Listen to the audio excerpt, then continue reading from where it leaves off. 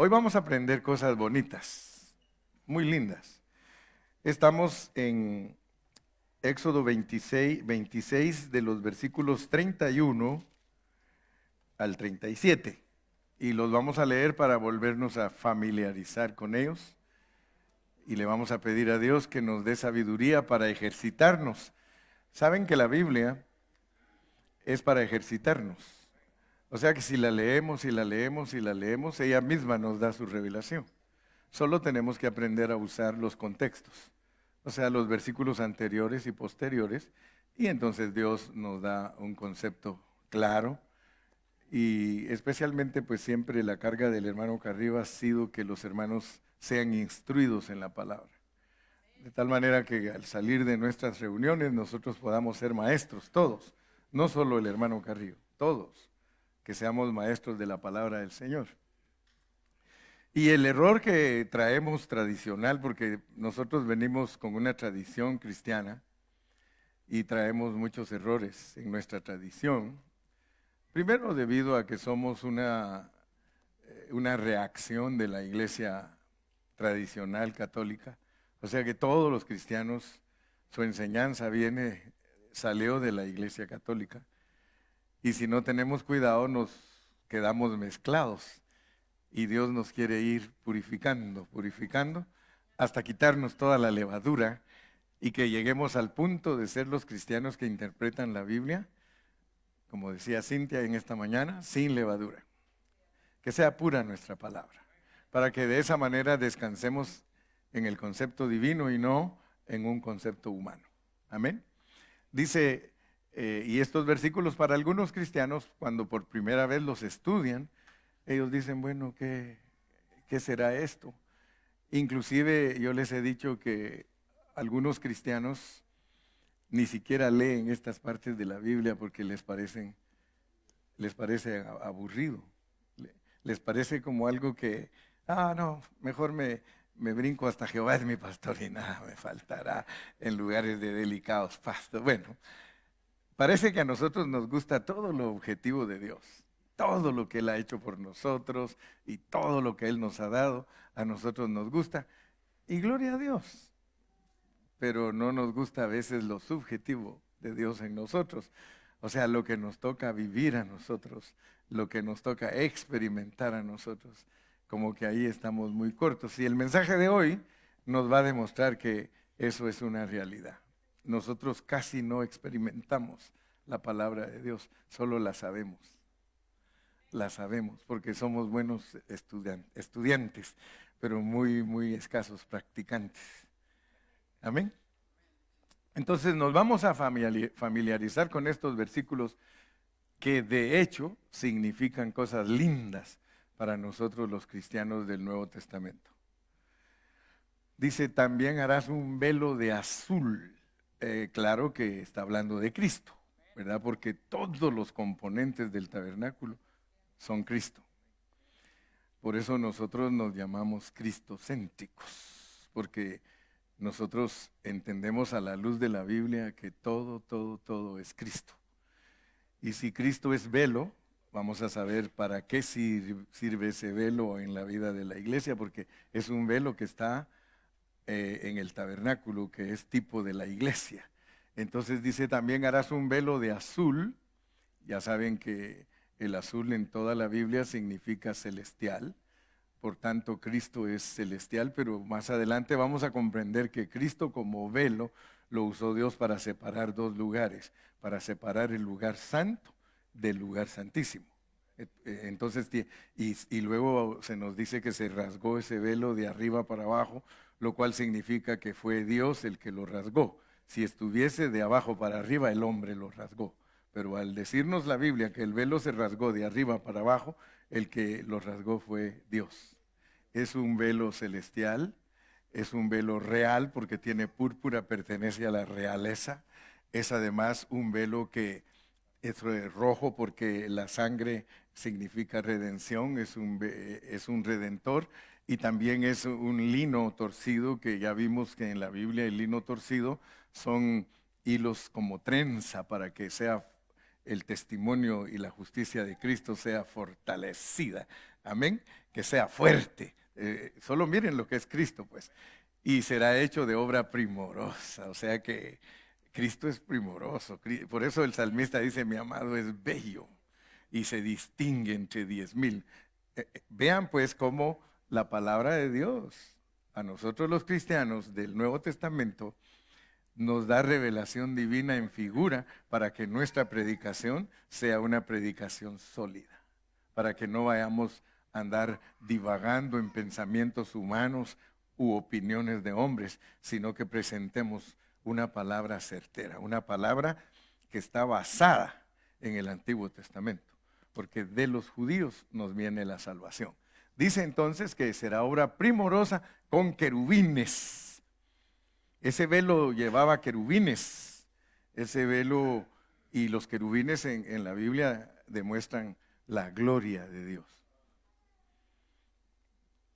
Así que aquel que sabe interpretar la palabra diría de este versículo que Cristo en su carne es un velo que separa el lugar santo del santísimo.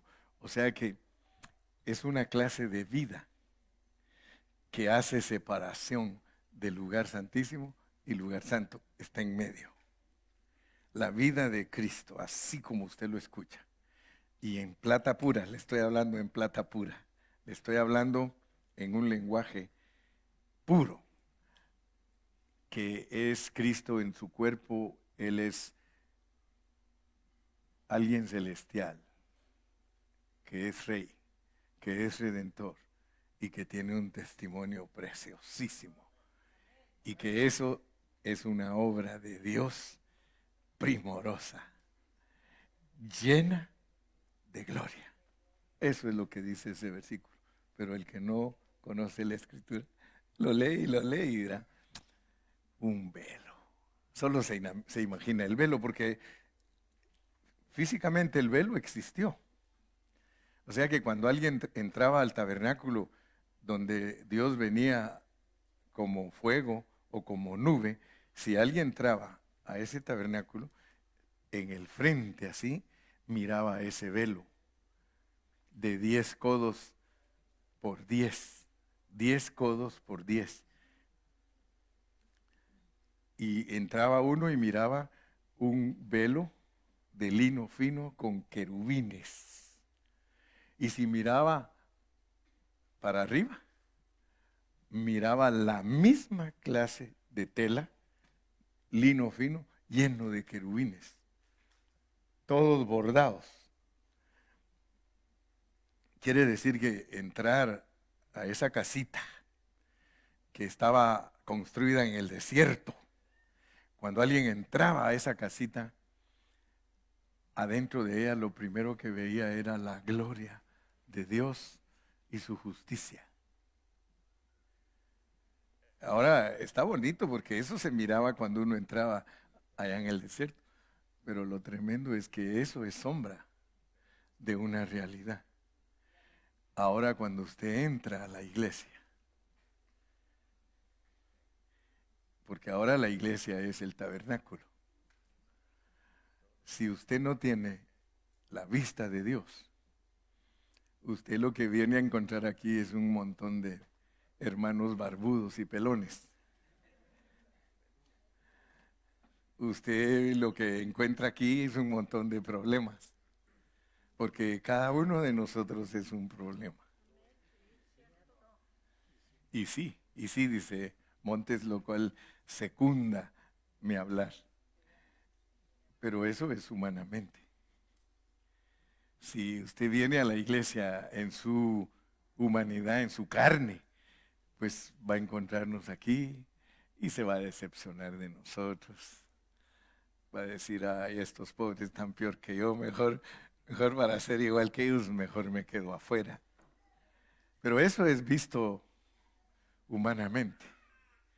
Si usted viene y entiende, porque para eso hay que entender lo que es la iglesia. Hay gente que ni siquiera quiere ir a la iglesia. Dice, dice, para eso me quedo en mi casa.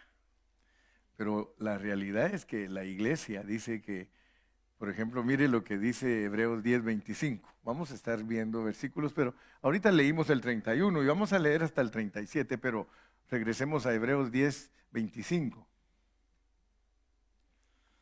Así calmaditos para que vean cómo va cambiando la palabra. Aleluya. Ah, mire, ahí ya nos puso como griego, pero lo queremos en español. Hebreos 10:25. Hebreos 10:25.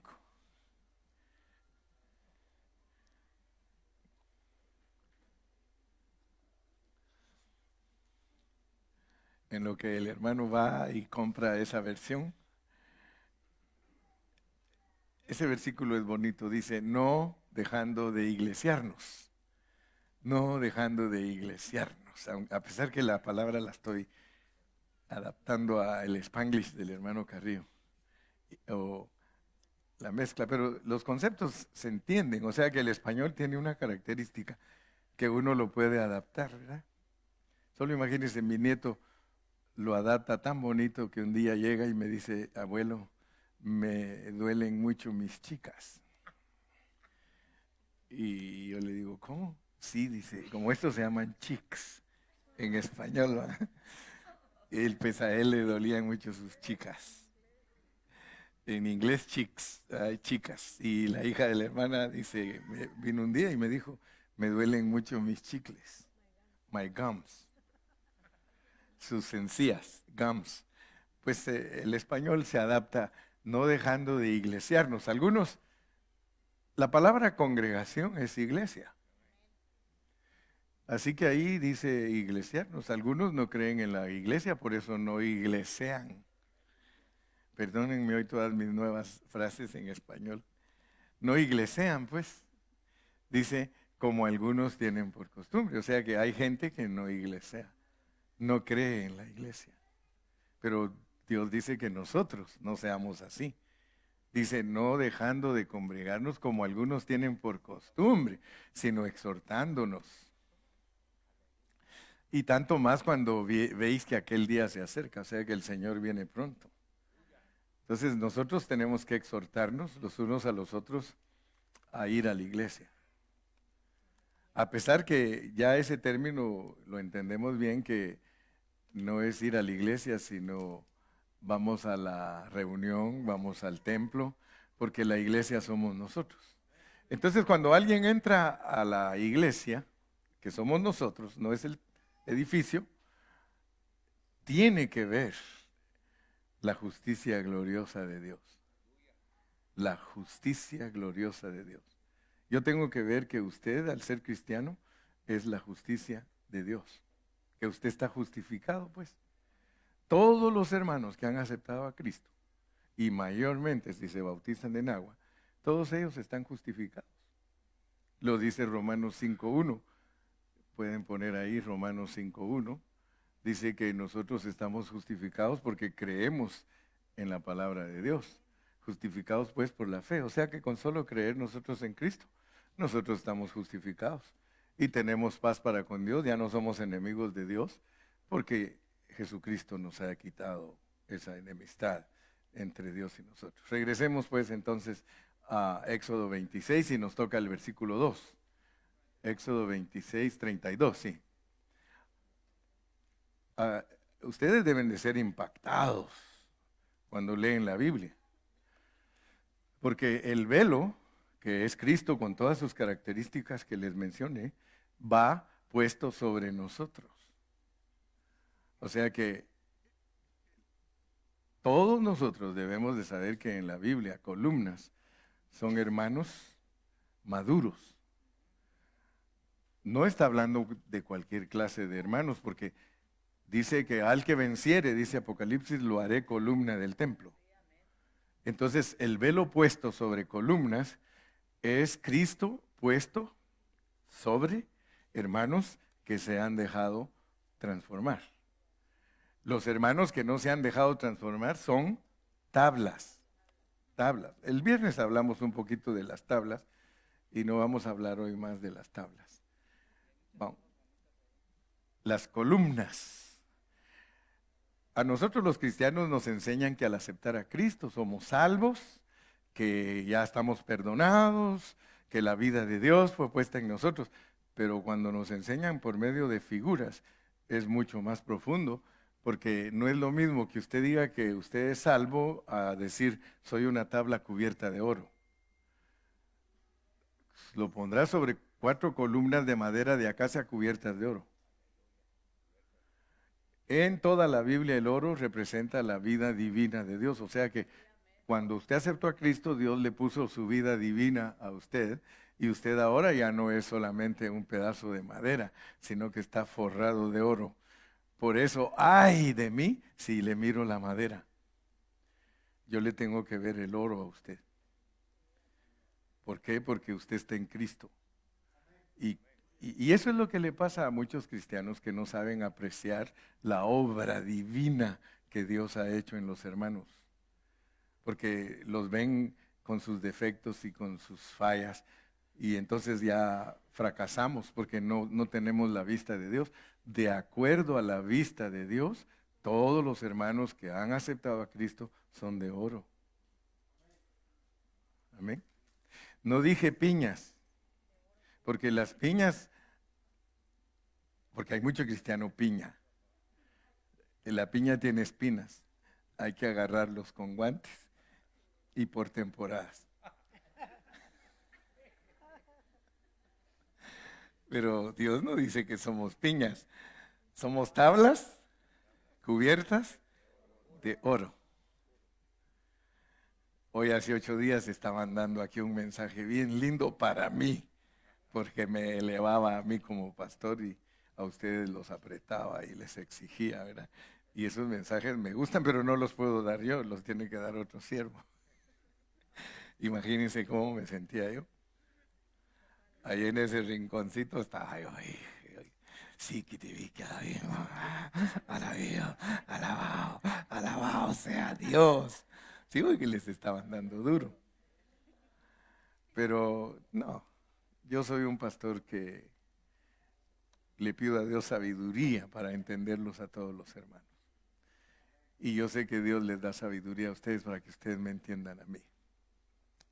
Pero el Cristo glorioso como velo, el Cristo, y como ya entendimos que el Cristo glorioso como velo es su humanidad, esa humanidad de Él gloriosa, porque solo la humanidad de Él es gloriosa.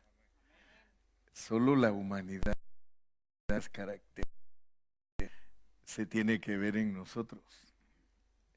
Sus capiteles de oro sobre basas de plata.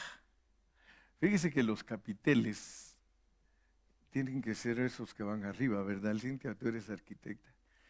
Y esos son como corona, son como coronitas sobre una columna. Significa entonces que el Cristo glorioso va a ser puesto sobre personas extraordinarias que están paradas, porque las basas son las bases, están paradas sobre su redención. La plata en la Biblia es redención. Nosotros, por un lado, si somos las tablas, cristianos ordinarios, estamos parados sobre basas de plata, que significa que lo que nos sostiene a nosotros en la vida de la iglesia es nuestra redención. Porque hemos sido comprados pues por Cristo. No somos propios, sino que somos de Él. Estamos parados sobre las basas de plata. Gente perdonada, que es tabla forrada de oro. Solo imagínense lo que usted es para Dios, hermano. ¿Sí? Mire, hablando sinceramente, para nosotros, los hermanos son ranchitos, todos feitos.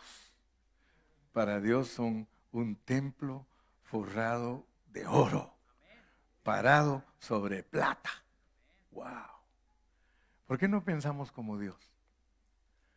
Si nosotros pensamos como Dios y vemos las cosas como las ve Dios, en los hermanos vemos puras cosas preciosas. Ahí están los capiteles, mire. Son coronas. Aleluya. Vamos entonces al versículo 33. 33. Y pondrás el velo debajo de los corchetes, hay que poner unos corchetes, y meterás allí del velo adentro el arca del testimonio, y aquel velo os hará separación entre el lugar santo y el santísimo. Ah, qué lindo es esto, hermanos, porque nos quieren enseñar cosas gloriosas de Cristo. El Espíritu Santo, que es el que escribió todo esto y que está en orden, pero en un orden tan precioso que no contradice el Nuevo Testamento. Dice que ese velo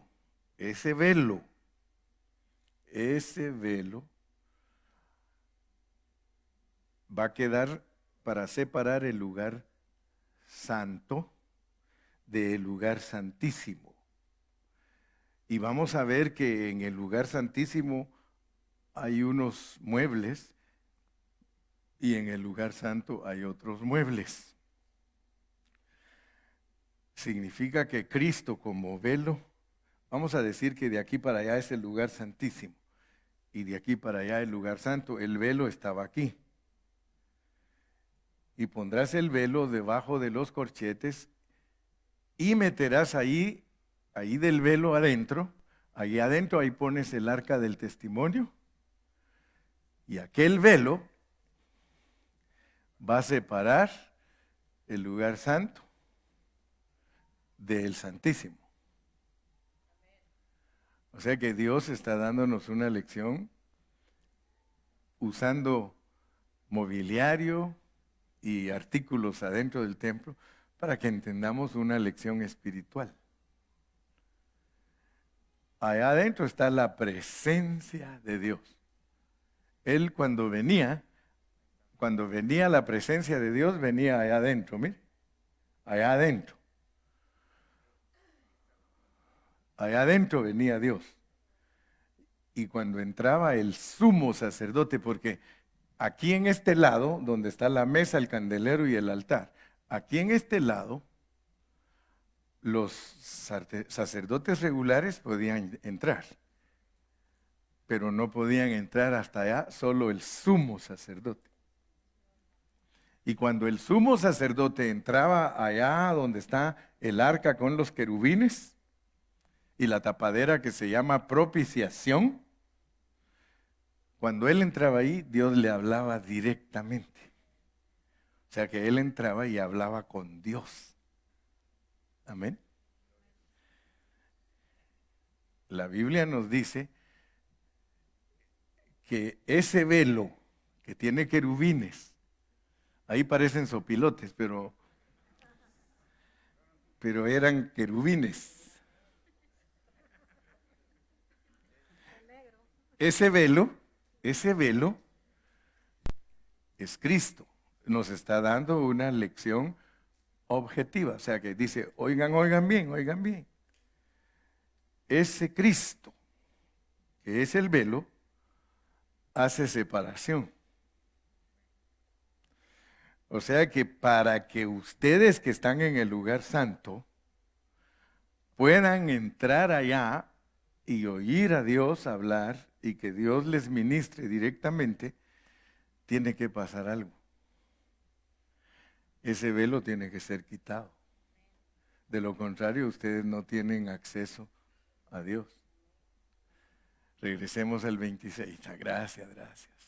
Entonces, tenemos que estar bien convencidos de que el hombre no tiene acceso directo a Dios si no es a través de la persona de Cristo. El velo lo rasgaron, pero el problema es de que para entrar hay que experimentar el velo.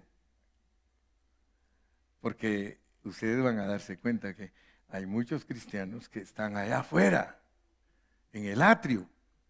Allá afuera, en el atrio, está el altar de bronce y la fuente. Ustedes van a encontrar cristianos que sí creen que Cristo murió por ellos y que resucitó. Pero creer que Cristo murió por nosotros y que resucitó es estar afuera. allá afuera de una vez, ni siquiera porque hay otra cortina, ya vamos a verla. Hay una cortina allá en la entrada del lugar santo y hay un velo en la entrada del lugar santísimo. Entonces, el que cree que Cristo murió por él y que resucitó, gloria a Dios, está allá afuera. Pero hay otros que creen, se recuerdan que de este lado está la mesa de los panes, el candelero y el altar. Hay otros hermanos que creen que hay mesa, que hay candelero y que hay altar, pero todavía no están en el lugar santísimo. Ay, Señor Jesús. 34. Pondrás el propiciatorio sobre el arca del testimonio en el lugar santísimo. Allá adentro hay propiciatorio, es la tapadera del arca. Y ahorita vamos a ver por qué nos da estos detalles. Verso 35. Y pondrás la mesa fuera del velo y el candelero enfrente de la mesa al lado sur. Ya saben que hay sur y norte, 20 tablas en el norte, 20 en el sur. Y pondrás la mesa al lado norte. Todo eso es significativo. Versículo 36. Harás para la puerta del tabernáculo. Allá no hay velo, allá hay cortina. Vamos a entender cómo es Cristo como velo, cómo Cristo nos sirve a nosotros como velo para entrar al lugar santísimo y cómo Cristo nos sirve como cortina allá para entrar al lugar santo. Y la cortina es celestial, es un Cristo celestial, es un Cristo Rey, es un Cristo Redentor, un Cristo con justicia fortalecida, una justicia fina, una vida fina, humana, y además es también obra de bordador. Recamador son los que hacen bordados. Versículo 37. Y harás para la cortina, ahí ya no son 4 columnas, son 5. Harás 5 columnas, o sea que el carácter de las columnas es un poquito diferente. Aquí son solo criaturas, allá son criaturas con responsabilidad. ¿Amén? Y son de acacia y están cubiertas de oro, y sus capiteles de oro, y las bases ya no son de plata. Las bases son de bronce. Juicio. ¿Sí? Ese es el último del 26, ¿verdad? El último del 26. Ya no hay 38, es el 1 del 27. Como dijo aquel, el siguiente que sigue. Ahí está. Y ahí entramos al 27, pero ahí ya vamos a hablar del altar. Entonces, ahorita hemos hablado del arca, de la mesa, del candelero. ¿Y qué? Las tablas. No, las tablas y ahora las columnas. Y las columnas tienen que ver con el velo y la cortina. Ok. Si no tuviéramos al apóstol San Pablo, nosotros no entenderíamos para qué nos dan todo eso. Pero ahora nos vamos a ir al Nuevo Testamento para que entendamos qué significa para nosotros todo eso que está en Éxodo. Vamos, ahí está ahí está el tabernáculo, lo pueden ver, porque ahorita vamos a consultar a Pablo. ¿Cuántas tablas hay del lado derecho? ¿Del lado izquierdo? ¿Atrás? ¿Enfrente qué hay? Cortinas. En medio, digamos, en las 2/3 partes del rectángulo, un velo. Del lado del lugar santo hay una mesa, un candelero y un altar. En el lado del lugar santísimo hay un arca. ¿Ok? Vámonos pues a Hebreos capítulo 9. Hebreos capítulo 9. Ahora vamos a hablar en castellano, pues, porque ahora nos van a hablar en castellano. Ahora va a hablar Pablo. Dice, mire cómo es de linda la palabra. Ahora bien, aún el primer pacto tenía ordenanzas de culto y un santuario terrenal. Fíjese pues. Ahora bien, aún el primer pacto tenía ordenanzas de culto y un santuario terrenal. Versículo 2. Porque el tabernáculo estaba dispuesto así. Fíjese que Pablo quiere ayudarnos ahora a entender a Cristo. Ahora él va a decir, bueno, ustedes ya leyeron Éxodo 26, pero yo tengo que explicarles cómo funciona para ustedes ese edificio. Porque el tabernáculo estaba dispuesto así. En la primera parte llamada el lugar santo, estaban el candelabro, la mesa y los panes de la proposición. Ahora ustedes, que les llame la atención, porque miren cómo pone, no nos pone el altar en el lugar santo. En las fotos y en otros pasajes, en el lugar santo está la mesa, el candelero y el altar. Pero miren cómo nos lo pone Pablo. Y quiero que me pongan muchísima atención, por favor. Versículo 3, porque voy a volver a regresar. Tras el segundo velo estaba la parte del tabernáculo llamada el lugar santísimo. 4. El cual tenía un incensario de oro y el arca del pacto, mire, cubierta de oro por todas partes, en la que estaba una urna de oro que contenía el maná, la vara de Aarón que reverdeció y las tablas del pacto. Verso 5.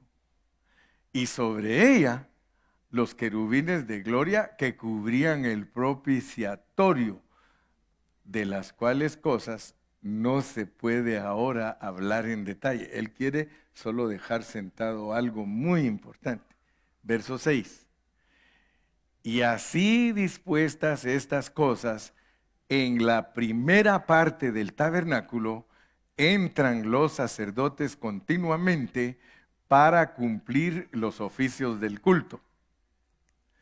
Pero en la segunda parte, solo el sumo sacerdote, una vez al año, no sin sangre, la cual ofrece por sí mismo y por los pecados de ignorancia del pueblo, dando el Espíritu Santo a entender. Oigan, esto nos concierne. Esto es importante para nosotros. Dando el Espíritu Santo a entender con esto que aún no se había manifestado el camino al lugar santísimo.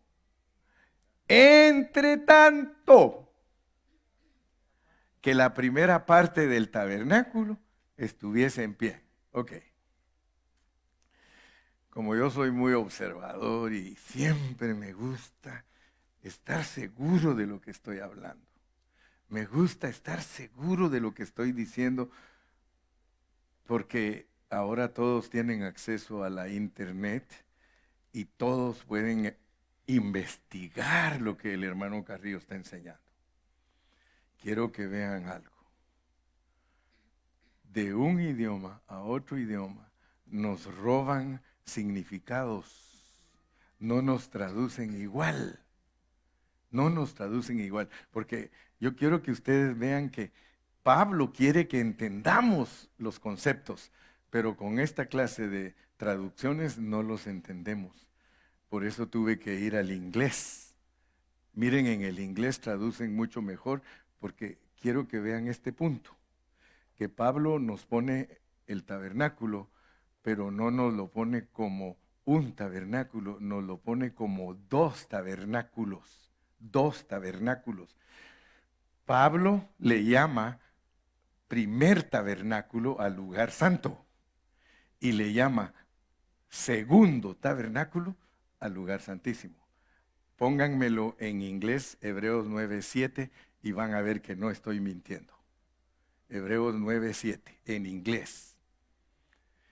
But into the second went the high priest alone on once every year, not without blood, with the offer for himself and for the errors of the people. The second, and now el versículo 8. Versículo 8. The Holy Ghost, this signifying that the way into the holiest of all was not yet made manifest, while the first tabernacle. ¿Se dan cuenta? Que para Pablo hay first tabernacle y hay second tabernacle. ¿Ok? Porque el problema de la mayoría de cristianos, al no traducirles bien, creen que el tabernáculo es un dúplex. Y no es lo mismo un dúplex que dos casas. ¿Ok? ¿Cuántos conocen un dúplex aquí en Estados Unidos? ¿Qué es un dúplex? Dos apartamentos juntos. Juntos. Dúplex. Hay triplex. O sea, pero no es lo mismo que dos casas. Entonces es bien importante que nosotros captemos cuando nos han traducido mal y cuando no nos han mostrado las cosas con claridad. Para Pablo, y él quiere que lo entendamos.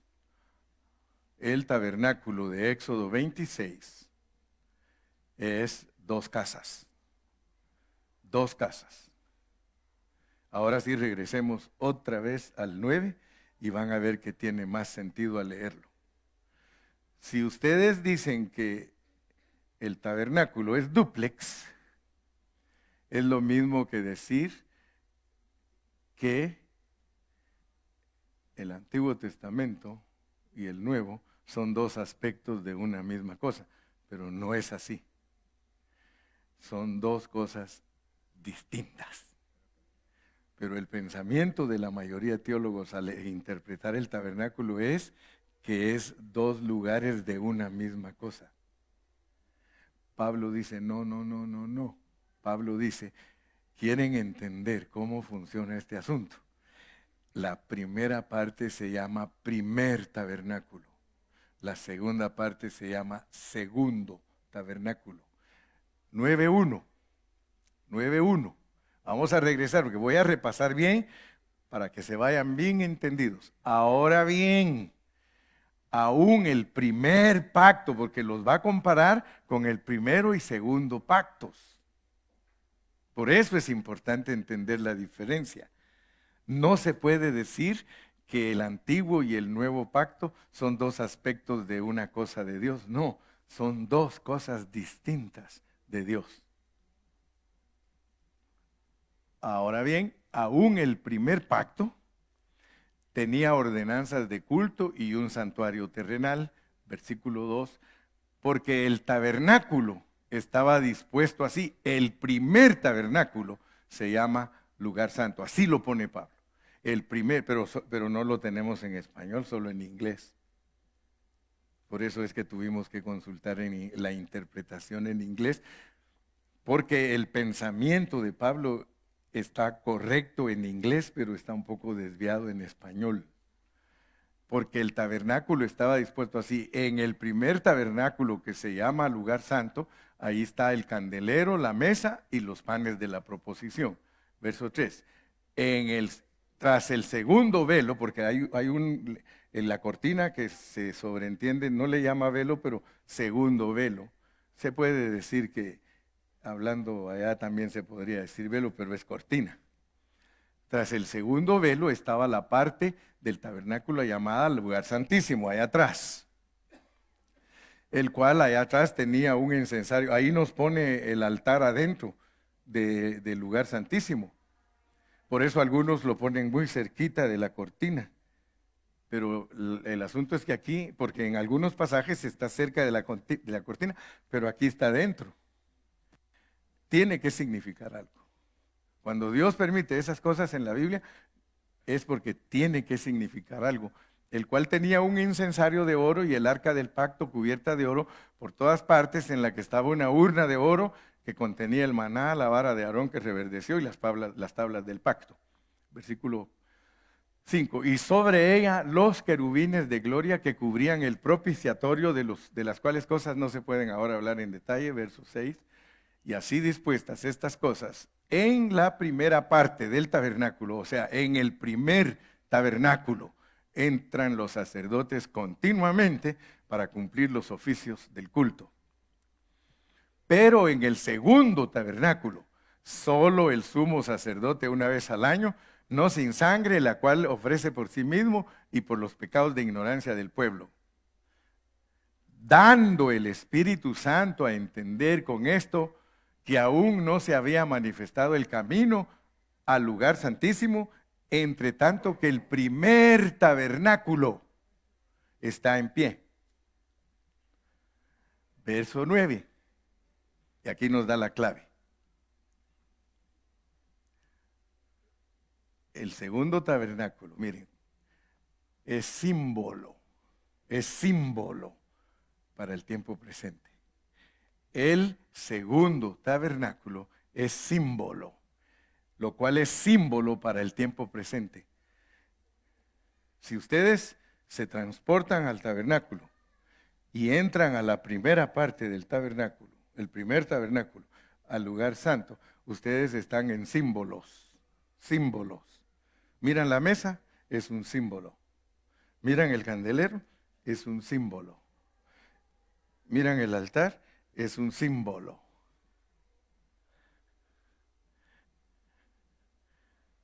Lo cual es símbolo para el tiempo presente y mediante él se presentan ofrendas y sacrificios que no pueden hacer perfecto en cuanto a la conciencia al que practica ese culto. De una vez le está diciendo que todos los del primer pacto se movieron en símbolos. Presentaban sangre, pero no los podía perfeccionar. Verso 10. Ya que consistía solo de comidas y de bebidas, de diversas abluciones y ordenanzas acerca del velo, acerca de la carne, impuestas hasta que se quite el velo. Verso 11. Pero estando ya presente Cristo, sumo sacerdote de los bienes venideros, por el más amplio y más perfecto tabernáculo, el de adentro, el segundo,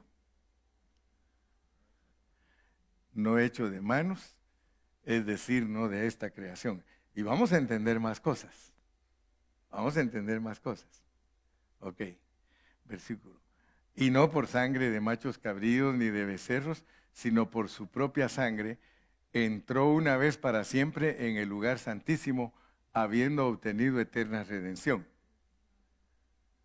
Porque si la sangre de los toros y de los machos cabríos y las cenizas de la becerra, rociadas a los inmundos, santifican para la purificación de la carne, cuanto más la sangre de Cristo, el cual mediante el Espíritu eterno se ofreció a sí mismo sin mancha a Dios, limpiará vuestras conciencias de obras muertas para que sirváis al Dios vivo. Así que por eso es mediador de un nuevo pacto, para que interviniendo muerte, el rasgar del velo para la remisión de las transgresiones que había bajo el primer pacto. Ahora ustedes se dan cuenta que la primera casa la llama primer pacto y la segunda casa la llama el nuevo pacto o segundo. Los llamados reciban la promesa de la herencia eterna. Porque donde hay testamento es necesario que intervenga muerte del testador, porque el testamento con la muerte se confirma, pues no es válido entre tanto que el testador está vivo, de donde ni aún el primer pacto fue instituido sin sangre. Porque habiendo anunciado Moisés todos los mandamientos de la ley a todo el pueblo, tomó la sangre de los becerros y de los machos cabríos con agua, lana, escarlata y hisopo y roció el mismo libro y también a todo el pueblo. Vamos a detenernos un ratito ahí. Porque lo importante para nosotros los cristianos es entender que ahora ustedes ya se dieron cuenta que hay primer tabernáculo, segundo tabernáculo. Hay primer pacto y segundo pacto. Y nos usa de ejemplo como cuando alguien de nosotros le quiere dar herencia a alguien. Si nosotros queremos darle herencia a alguien, nosotros escribimos un testamento. Y ese testamento es el que dirige cuando nosotros nos muramos a quienes se les van a repartir nuestros bienes que les dejamos. Pero si antes de morir cambiamos el testamento, quitamos la validez del primero y ponemos el segundo, así fue como hizo Cristo. Para los judíos, el Señor tenía un testamento, pero cuando Él se murió, para nosotros tiene otro. ¿Me explico? Por eso es que no podemos judaizar a la gente, ni los podemos hacer mesiánicos, ni los podemos hacer personas que vivan el Antiguo Testamento. ¿Por qué? Porque mientras el Antiguo Testamento estaba en pie, no se ha manifestado el camino para el lugar santísimo. Entonces nosotros tenemos que entender que la muerte de Cristo nos abre el camino para que nosotros podamos tener una comunión íntima con Dios. Para que nosotros, ahora van a darse cuenta ustedes, porque aquí mismo en la palabra de Dios, en Hebreos 4:12, miren lo que dice Hebreos 4:12 y Hebreos 4:16, que es el contexto de Hebreos 9. Todos los capítulos anteriores de Hebreos son el contexto de lo que se está hablando en el 9. Porque la palabra de Dios es viva y eficaz, y más cortante que toda espada de dos filos, y penetra hasta partir el alma y el espíritu, las coyunturas y los tuétanos, y discierne los pensamientos y las intenciones del corazón. O sea que la palabra de Dios es la única que puede demostrarle a todos que el hombre tiene espíritu y que tiene alma. No hay psicología ni ninguna ciencia que le pueda explicar a la gente cómo está conformada más que la palabra de Dios. Solo la palabra de Dios te revela a ti que tú tienes cuerpo, alma y espíritu. Y usa el tabernáculo para demostrar la parte de afuera es el cuerpo, el lugar santo es el alma y el lugar santísimo es el espíritu. Ahora, ¿por qué decimos eso? Miren lo que dice 4:16. 4:16. Acerquémonos pues confiadamente al trono de la gracia para alcanzar misericordia y hallar gracia para el oportuno socorro. Les puse el ejemplo, los cristianos que están en el atrio, los cristianos que están en el lugar santo, pero la meta de Dios para nosotros es que estemos en el lugar santísimo. Les voy a decir así en forma clara, aunque nosotros estamos en Dios, muchos son vecinos de Dios y otros son como, ¿cómo le llamaríamos a alguien que no es vecino? Nosotros le llamamos vecino a la vecindad, a toda, pero la realidad es que el vecino es el que está en la casa próxima de nosotros. ¿Cómo se le llamaría al que está después del vecino? Porque nosotros tenemos el atrio, el lugar santo y el lugar santísimo. Un cristiano que solamente ha entendido que Cristo murió por él y que Cristo resucitó por él, está en el atrio y es vecino de los vecinos. porque los vecinos son los vecinos de Dios. ¿Me explico? Estoy transmitiendo el pensamiento, que nosotros al vivir en el lugar santo, ya somos vecinos de Dios. Quiere decir que aquellos pobres de allá, los que están afuera, ni siquiera vecinos de Dios son. Como que son conocedores de, oh sí, conozco a mi vecino, pero el que te deja entrar a su casa y que te tomes un chocolatito con él y todo, ese vecino es como más cercano a ti. Pero hay otro vecino que hasta te vas a fiestas con él y ese vecino es más cercano. Entonces, de esa manera está revelada la palabra de Dios. O sea que nosotros, aún en el lugar santo, nosotros somos vecinos de Dios. Podemos comer de la mesa, es decir, la palabra de Dios es alimento para nosotros. Podemos alumbrarnos con el candelero, que aunque estamos en tinieblas, en este mundo ya tenemos luz para ver la realidad de las cosas. E inclusive participamos del altar, que es interceder por otras personas, porque el altar es la oración. Pero resulta que nuestra carne no ha sido tratada. Hay un velo todavía que no está experimentado. Y eso es lo que nos ha impedido una relación íntima con Dios. La relación íntima con Dios se logra cuando el velo es rasgado. Cuando Dios ha tratado con nuestra carne, cuando Dios ha tratado con nosotros en una forma profunda, entonces podemos acercarnos a Él confiadamente. O sea que Él nos, mire, aquí está hablando en términos del tabernáculo. Él dice, acércate, allá adentro está el trono. Acércate confiadamente al trono de la gracia para alcanzar misericordia y hallar gracia para el oportuno socorro. O sea que nosotros ahí cerquita lo tenemos a veces, pero nosotros por nuestra carne no nos acercamos confiadamente. Y es hasta que el Señor trate con nosotros. Entonces, ustedes van a entender, porque en la Biblia el atrio es el cuerpo, el lugar santo es el alma y el lugar santísimo es el espíritu. Todo viene a caer en lo mismo, que nosotros vivamos en el espíritu. Que nosotros sirvamos a Dios en nuestro espíritu. Que nosotros tengamos comunión con Dios directamente. Se dan cuenta pues que no es solamente conocer doctrina, porque saber cómo está conformado el tabernáculo, aún podemos saber lo que era el primer tabernáculo, que era el pacto antiguo, y que mientras ese pacto estaba vigente, no se había manifestado el camino para entrar al lugar santísimo.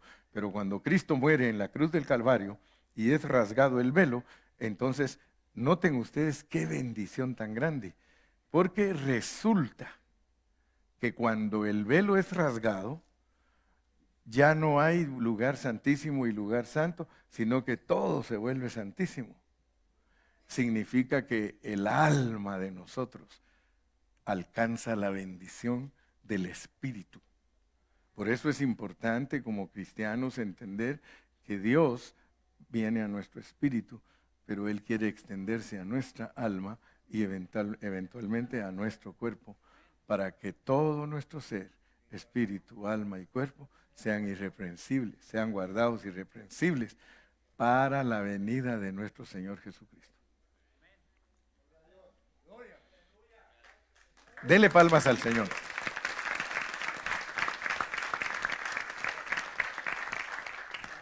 Yo me podría poner aquí, como todos los predicadores, a gritarles, pero ¿en qué les edifico? Estos son mensajes edificantes. Estos son mensajes que te ayudan a ti a entender la realidad de lo que Dios está efectuando en ti. ¿Qué es lo que Dios quiere alcanzar, lograr de ti? Entonces ahora tú entiendes que el Antiguo Testamento, el Antiguo Pacto, dice que solo es figura, es figura. Ahora, ¿por qué solo es figura? ¿Por qué es figura? ¿Por qué se puede decir que el primer tabernáculo es figura del segundo? Porque resulta que aunque hay mesa, aunque hay candelero y aunque hay altar, solo son tipos. Pero si tú te metías aquí adentro, aún en el Antiguo Testamento, te metías al lugar santísimo, Ahí estaba la realidad, la presencia misma de Dios.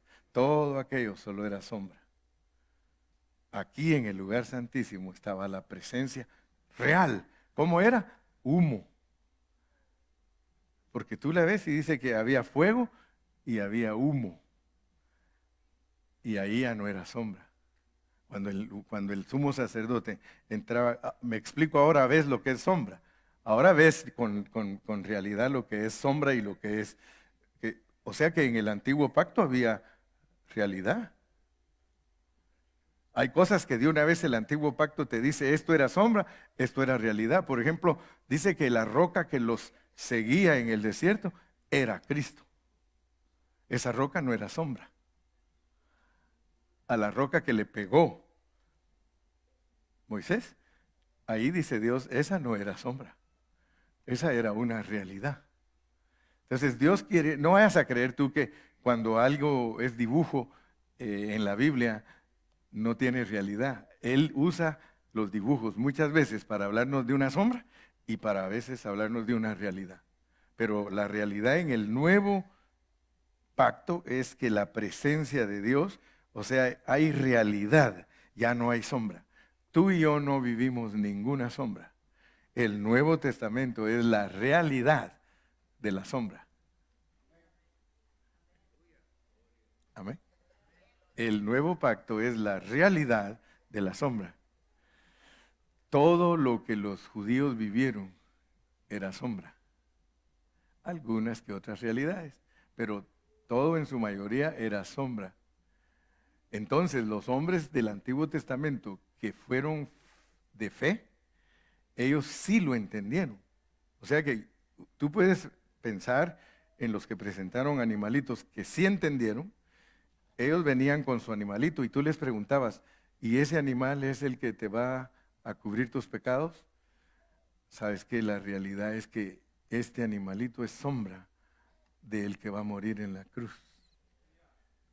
Y ellos fueron de fe, pero vivieron sombra. ¿Me explico?